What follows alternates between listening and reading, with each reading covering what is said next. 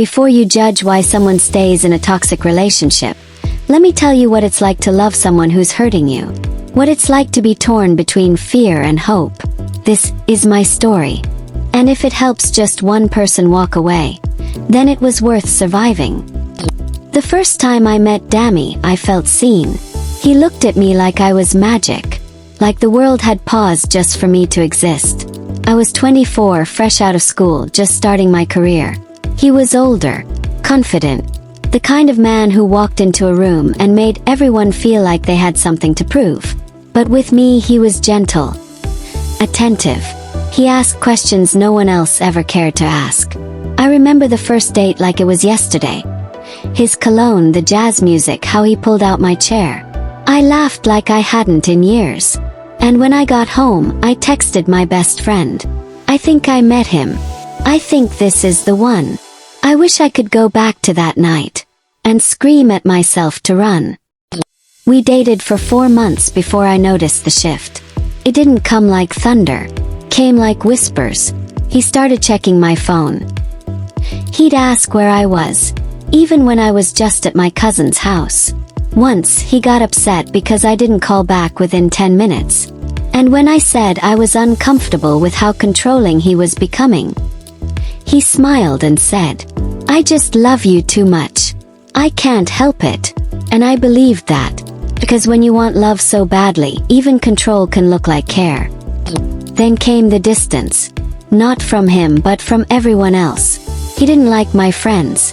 He said my sister was too opinionated. He thought my male coworkers were eyeing me.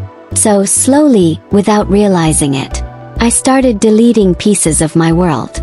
One hangout skipped, one phone call ignored, until I was his, completely.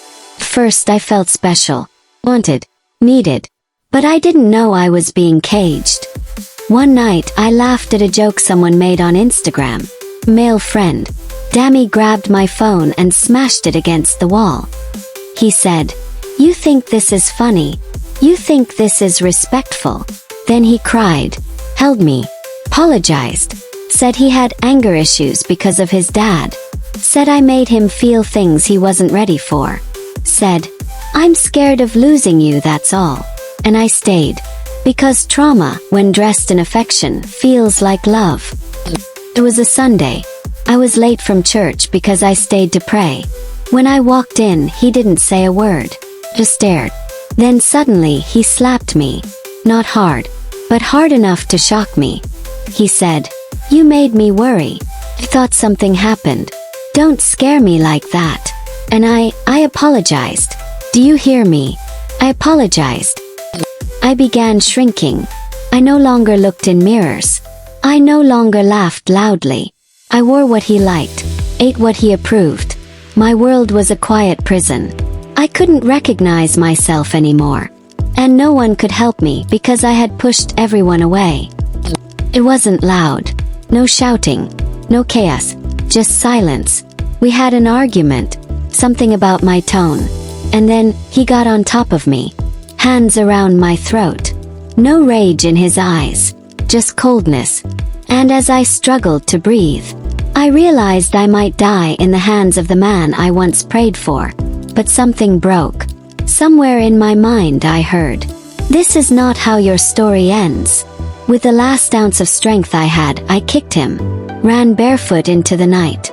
Tears, blood, fear, all dripping down my face. I stayed with a friend. She didn't judge. She just held me. Took me to the hospital. Helped me call my sister. I went silent on social media.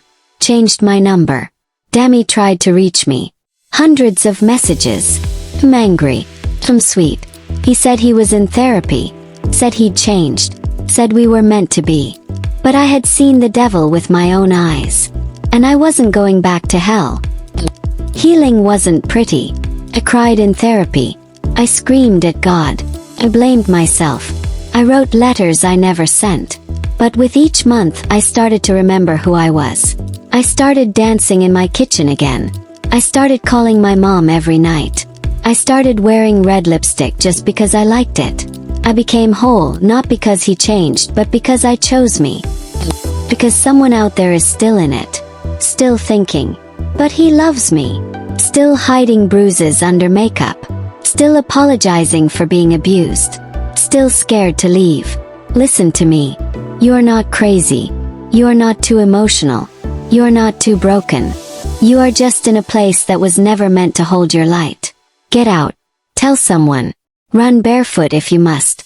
Because you deserve to live. You deserve to love and be loved without pain. I almost died in love. But I survived. And now, I speak. Because silence kills but truth heals. I thought love was supposed to hurt. I thought staying meant strength. But surviving taught me the truth. Real love doesn't leave you bleeding. Real love heals. If you're stuck in something that's slowly killing you, please choose you.